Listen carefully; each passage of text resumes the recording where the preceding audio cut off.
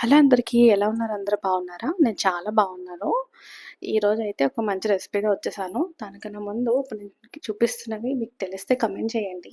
And ఇవి seasonal fruit అనమాట. ఫ్రూట్‌తో తయారు చేస్తారు. ఫ్రూట్ అయితే బ్లాక్ కలర్‌లో ఉంటుంది. మాకు చాలా ఇష్టం. చిన్నప్పుడు మా నానమ్మ వాళ్ళందరూ చేసుకునేవారు. కానీ ఇప్పుడు రేర్‌గా దొరుకుతుంది సిటీస్‌లో. బట్ అయినా మేము కనిపెట్టి నెతికి వారమంతా మేము తెచ్చుకొని చేసుకున్నాము. మీలో ఎంతమంది ట్రై చేశారు ఈ సీజన్‌కి కమెంట్ చేయండి. అండ్ ఇంకోటి కూడా చూపిస్తా. దానికన్నా ముందు సింపుల్‌గా టమాటో కొత్తిమీర పచ్చడి చేస్తున్నా ఈరోజు నేను. ఎందుకంటే ఈరోజు ఆఫీస్‌లో చాలా వర్క్ ఉంది. సో, దోస పిండి ఉంది ఇంట్లో. సో, తినేద్దామని చెప్పేసి ఈ రెసిపీ అయితే చేస్తున్నాను. చాలా సింపుల్. ముందు కొత్తిమీర, పచ్చిమిర్చి వేపేసుకొని తీసేసుకోండి. తర్వాత టమాటాలు మంచిగా మగ్గపెట్టుకోండి. మగ్గపెట్టేటప్పుడు అందులో కొంచెం పసుపు, ఉప్పు, చింతపండు, వెల్లుల్లి ఏసుకోండి. తర్వాత మంచిగా మగ్గిన తర్వాత అన్నీ కలిపి మిక్సీ చేసుకోవాలి. కానీ పచ్చిమిరపకాయలు వేపేటప్పుడు అందులో మళ్ళీ పచ్చి వెల్లుల్లిపాయలు, కొంచెం జీలకర్ర వేసుకొని చేసుకుంటే సూపర్‌గా ఉంటుంది. లాస్ట్‌లో సింపుల్ తాలింపు సరిపోతుంది.